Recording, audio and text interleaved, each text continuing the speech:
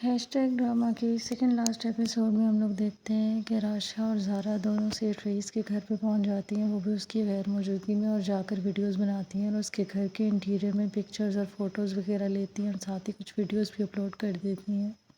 सेठ रईस को जब इस बारे में पता चलता है तो वो अपने असिस्टेंट से पूछते हैं कि ये दोनों लड़कियाँ कैसे अंदर चली गई, तो वो उससे कहता है कि सर मुझे कुछ नहीं पता। फिर वो उससे कहते हैं ज़रूर कोई अंदर का आदमी इसमें है तो तभी ऐसा हुआ है ना, वरना वो इस तरह से अंदर कैसे जा सकती हैं, और एन उसी टाइम पर सारे कैमरास क्यों ऑफ हो गए थे। नवीद उसे तो कोई जवाब नहीं देता, लेकिन फिर उसे ख्याल आता है कि उन दोनों को उस घर में लाने वाला वो खुद ही था। निक इमाद के साथ जाता है पुलिस स्टेशन और जाकर इंस्पेक्टर को इसके बारे में बताता है कि वो दोनों सेठ नवीद के घर पे गई थी और वो भी उसके असिस्टेंट की मर्जी पर।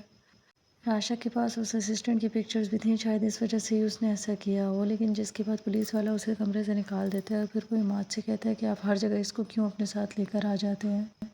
पुलिस तो इस वक्त सबको शक की नज़र से देख रही है और ये भी प्राइम सस्पेक्ट है।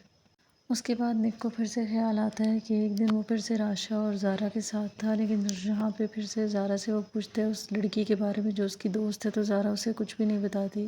वो ज़ारा को समझाता है कि उसे ऐसे किसी अनजान पर भरोसा नहीं करना चाहिए, लेकिन ज़ारा उसे कहती है कि नहीं, मैं उसे अच्छे से जानती हूँ। फिर इमाद को दिखाते हैं जो कि दाऊद के साथ बैठा होता है। वो उसे नवीद की पिक्चर दिखाकर पूछते हैं कि क्या तुम इस इंसान को जानते हो, तो वो कहता है नहीं, मैं इस बारे में नहीं जानता कुछ भी।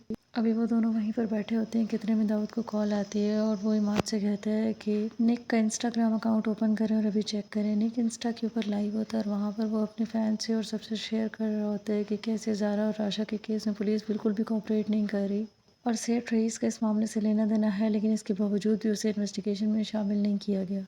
ये देखते ही इमाद सीधा जाता है निक के पास और जाकर उसे कहता है कि तुम ये क्यों कर रहे हो, तो वो उसे कहता है कि पुलिस अपना काम ठीक से नहीं कर रही, इसीलिए मैंने ये सब किया है।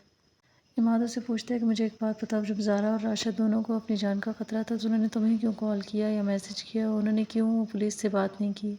फिर वो उसे बताता है कि एक दिन में ज़ारा और राशा हम लोग वीडियो बनाने के लिए एक जगह पर गए, लेकिन वहाँ पर दो पुलिस वाले आ गए और उन्होंने हमसे बदतमीज़ी की और बिला वजह के सवाल जवाब शुरू कर दिए।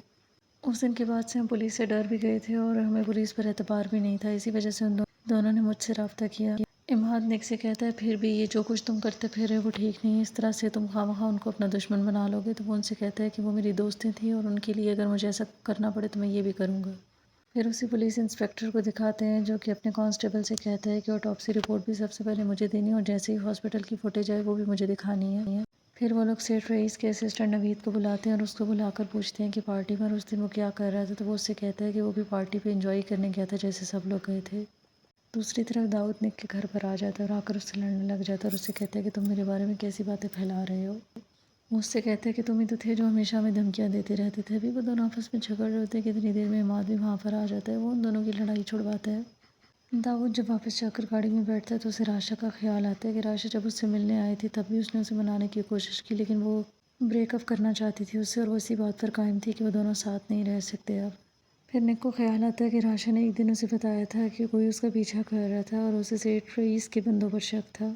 वो ज़ारा से कहती भी है उसके असिस्टेंट नवीद से बात करने के लिए, लेकिन ज़ारा किसी बात पर नाराज़ होती है, इस वजह से वो कोई बात नहीं करती है। दूसरी तरफ सेठ रईस को जब निक की वीडियो के बारे में पता चलता है तो वो नवीद से पूछता है, लेकिन नवीद कहता है कि मुझे इस बारे में कुछ भी नहीं पता। फिर वो उसे कहता है कि कैसे भी करके ये मामला संभालो, और इसके साथ ही ये एपिसोड भी ख़त्म हो जाती है।